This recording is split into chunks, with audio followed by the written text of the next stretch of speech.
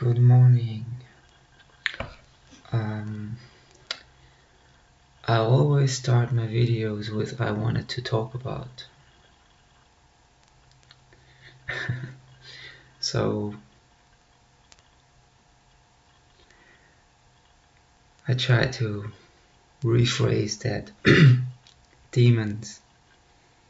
To talk about demons.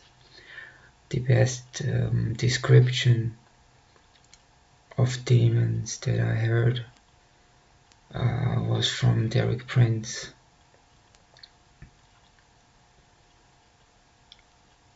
And I used to think that demons are forces of nature, like gravity. From an atheistic standpoint, because I could not imagine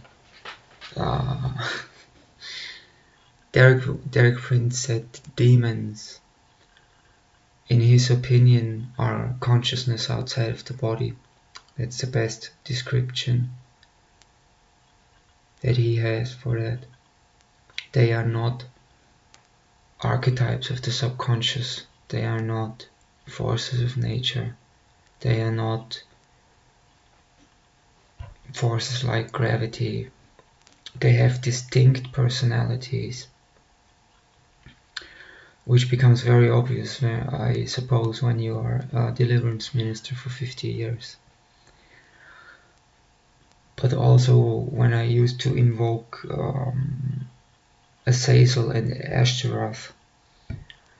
These demons have distinct personalities. You can compare the two. They have their own idiosyncrasies. So what Derek Prince said about demons being consciousness outside of the body is the best description.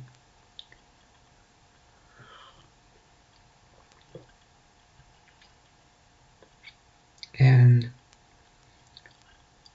the funny thing is that you are by default the property of Lucifer. I hate to break it to you, but the Bible told it. Because this world, the material world, the universe is not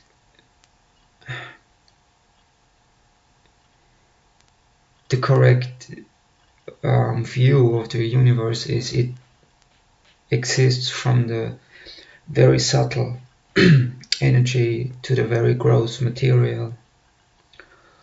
So just by having a body, you are locked into Lucifer's world. So by definition and default, you are his property. That's also why it makes a lot of sense if you want to be successful to sell your soul to Lucifer. And that's also why I believe that this is pretty much rampant.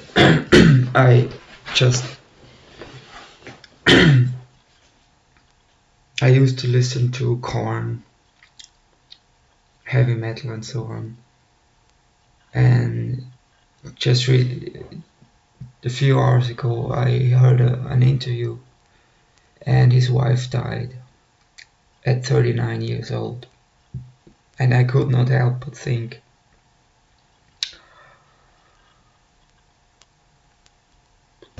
that she was a sacrifice, because it's not.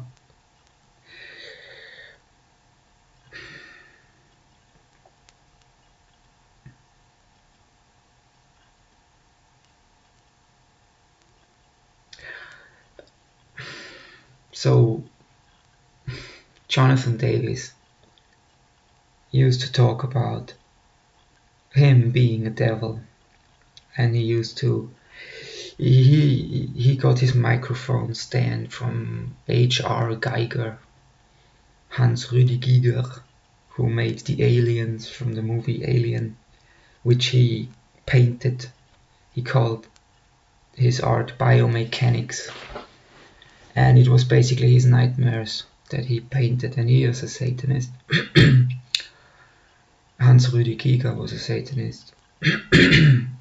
And he used to do rituals with people, all of whom ended up in the mental home. He used to try to jump the abyss. If you don't know what that is,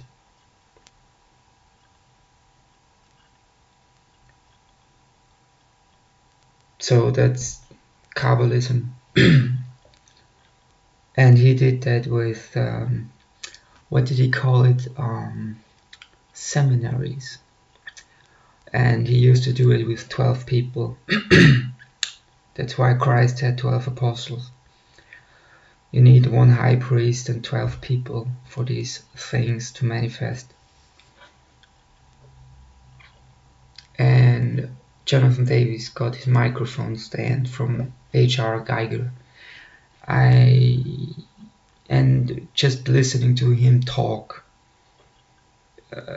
is enough to, I mean, if you don't get that he's a Satanist, then I can't. I'm not trying to convince you of that. Just listen to some of his interviews.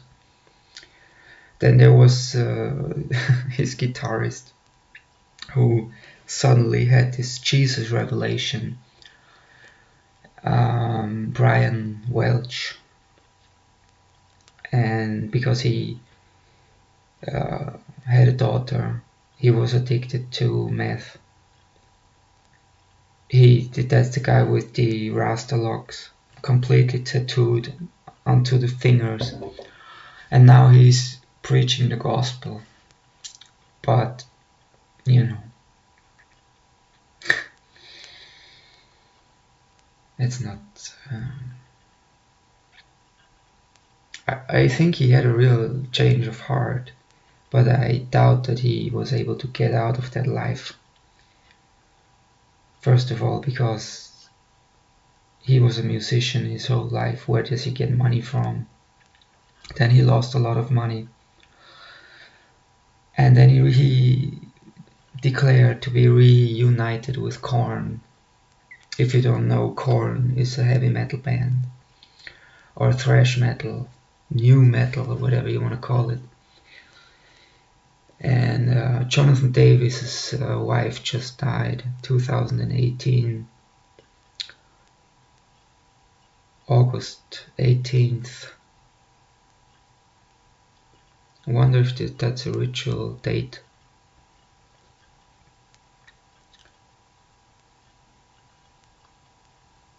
So yeah, I want to talk about demonic possession, but because I think people don't get this.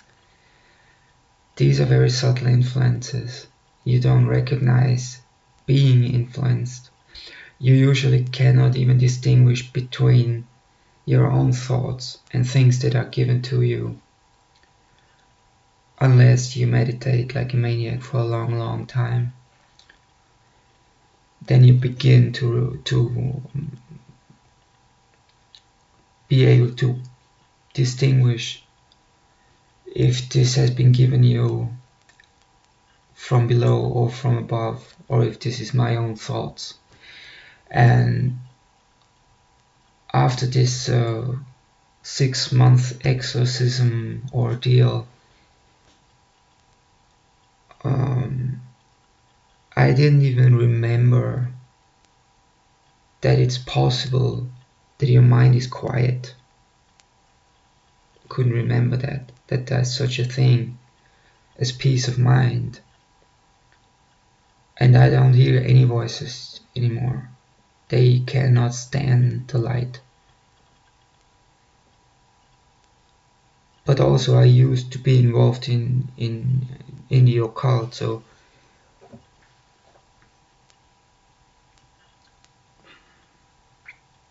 if you invoke demons, they are energy givers. They provide you with energy. If you invoke angels, it's usually the other way around. or if you would have wanted forgiveness from God, you would have to make a sacrifice to God, like a blemishless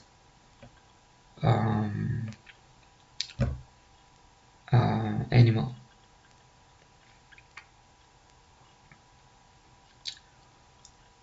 And if you read the Bible, what Jesus mostly did was deliverance. And by delivering people of demons, they were also physically healed. So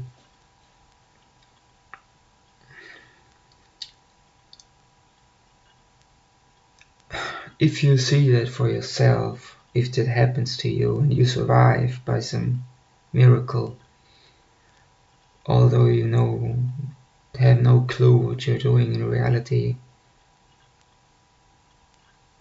you can't deny that that is real. That's a reality, and that has been observed for thousands of years. So there is no doubt that this is real.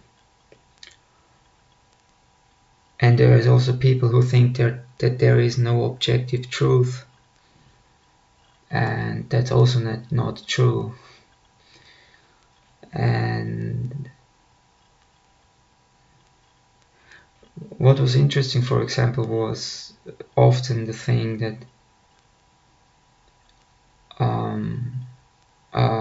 Roger Morneau talked about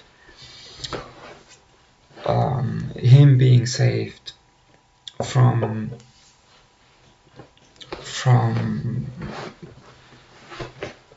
an occult group, which usually you don't leave them, and if you just try to open a Bible, these demons will report to the high priest, and you are in a lot of trouble then. And houses, car accidents happen. People don't think about these things.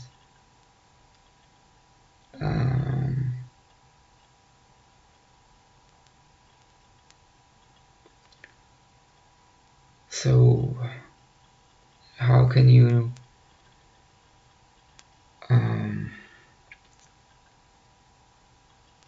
usually you don't recognize being influenced by something like that.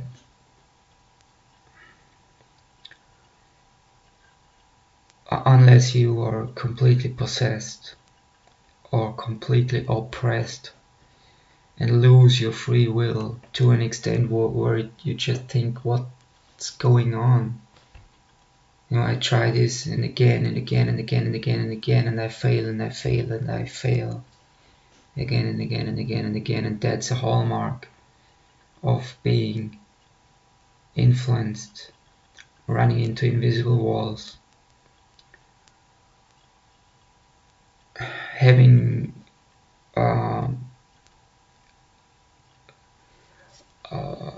extremely blasphemous thoughts, having nightmares every night,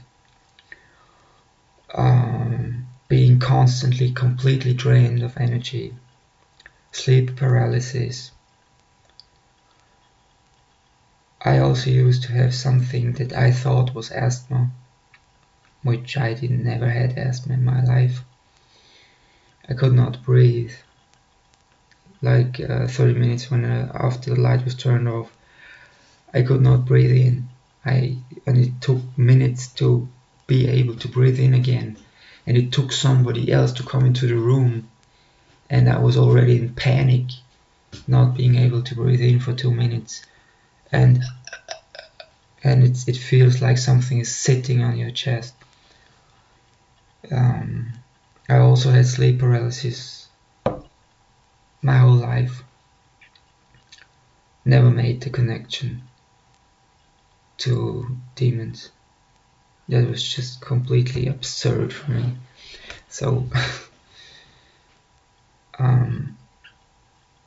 so this is a reality, and being involved in habitual sin opens you up to demons. being involved in the occult in form of playing with Ouija boards opens you up. And as I said, usually you don't even recognize that influence. When I met this hypnotist, he told me there are 5 distinct personalities attached, standing behind me. And he was speechless because he never saw something like that. Like, he was like, I'm going to try to help you, but I really don't know what to do about that. Like, you have 5 shadows behind you, following you. And that was the hypnotist that I talked about, who was able to invoke angels to such a degree that the room seemed like full of smoke, like that the room was a bar and there was 50 people in there smoking cigarettes all night. That's how dense the energy became with Uriel, for example, Michael, Raphael, which also Sandalphon, which is a very important angel in the Kabbalah, because he's the only angel. He's considered the tallest angel because he reaches from Kether to Malkut, or from Malkut to Kether.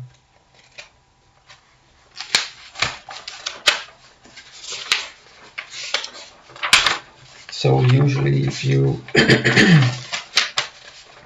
would work Kabbalistic magic, you would first invoke Sandalphon because he reaches from Malkut into Kether, and he's the only angel that can do that. Also Uriel, there's a thing about Uriel. I don't know if that goes over the head of all the people that I'm talking to anyway, so Uriel is considered a gate. He is considered the only angel who is able to reach into hell. So he is also invoked in Satanism to open the gate. Dr. Michael Aquino used to talk about that, and he used to call it the Uriel gate. And so Uriel is a fallen angel. And a third of all the angels fell, and that means they fell in consciousness, which is also the state of being human, is being bound to the earth.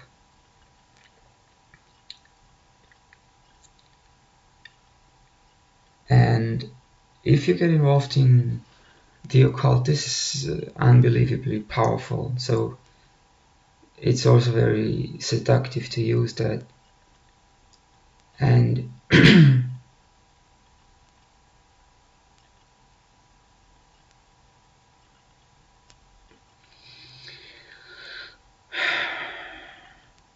but if you realize that these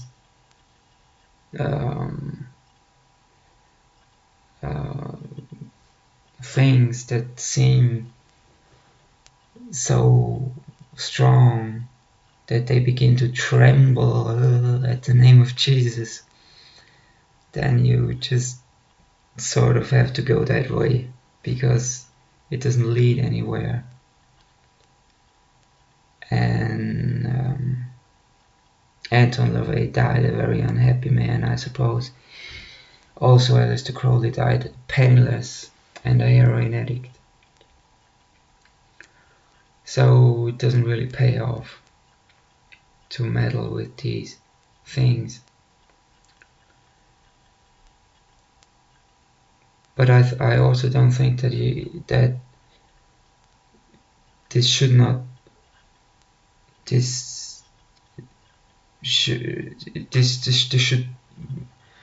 be to be talked about, because it's a truth. And although many people cannot understand that, and I absolutely understand that why that this is way insane. That's not real. That's magical thinking. But it's not magical thinking if it works. And in the end, it's all about survival. If it helps you survive, then that's the way you have to go. And the occult doesn't lead anywhere. And if you think that you can become the second Aleister Crowley, then you're massively mistaken. And these forces that you open the door to, after a few years, they become so ingrained into you that they lead you to fame and fortune or whatever, but it's not going to be you anymore then. And you're not going to be happy. And you don't know what peace of mind is anymore. So you will not be able to enjoy all the money. That's just my opinion on that stuff. And also, it's like these people don't just, like Anton LaVey said, this is a very selfish religion. We believe in what did he say? Vital existence.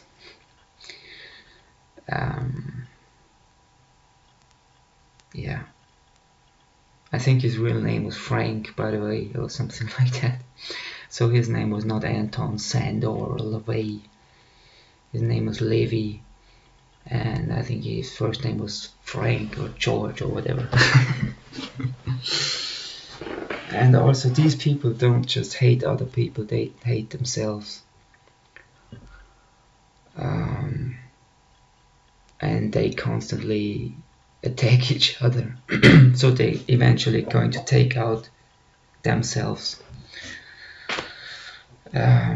Because they basically hate other people. And also, when I used to listen to hundreds of hours of this occultist, he couldn't be more happy that he knew that all the Freemasons and all the people that are involved in the occult have no idea that the pillars have been switched and that they are worshipping the wrong tree of life, which also has a name, Tree of Death. So, and he used to explain that with mathematics, with physics. He studied chemistry, so I could understand. I didn't understand everything, I admit that, because it was hundreds of hours of this guy just bombarding you with information of the Druids. Why does a wand work? Is magic incorporable into science? Yes, it is. And so on and so forth. So being involved in the occult will bring you more tears than joy, and you lose this ability to just be content with anything. So you always need more. So it's not enough that you are a millionaire, now you have to be a billionaire. And when you are a billionaire, then you have to become a trillionaire. And it just doesn't lead anywhere. So that's just... And if you are involved with this demonic force, these things can become so demanding that basically, in my opinion, tattooing your body is forbidden in the Bible. It's a sign of ownership of slavery. So it's forbidden in the Old Testament. So the last thing that was given to me by the demons is this. And I could never understand. I have a crying angel too, so I could never understand why I had to get this instantly, now, today, this hour. That's how demanding these things become. And it was the weekend, and I think I called 15 tattoo studios to mark me with this seal of evil, which I didn't even. It's just you're somewhere else. It's just life is running with you, and suddenly you wake up and you don't know what happened. And it's these things can become so demanding. And if you watch these people like Anton LaVey, they look like they have they don't have like this. If you look at preachers like Derek Prince, when he was an old man, he had this glow. His personality, it was like he had a halo around him. And these people who are massively involved in the occult, they have this darkness around them. Just watch this interview with Anton LaVey, the last interview that he did before he died, and tell me if that's a happy man, content with his life achievements, because it certainly doesn't seem that way. And just sad. That's what it is.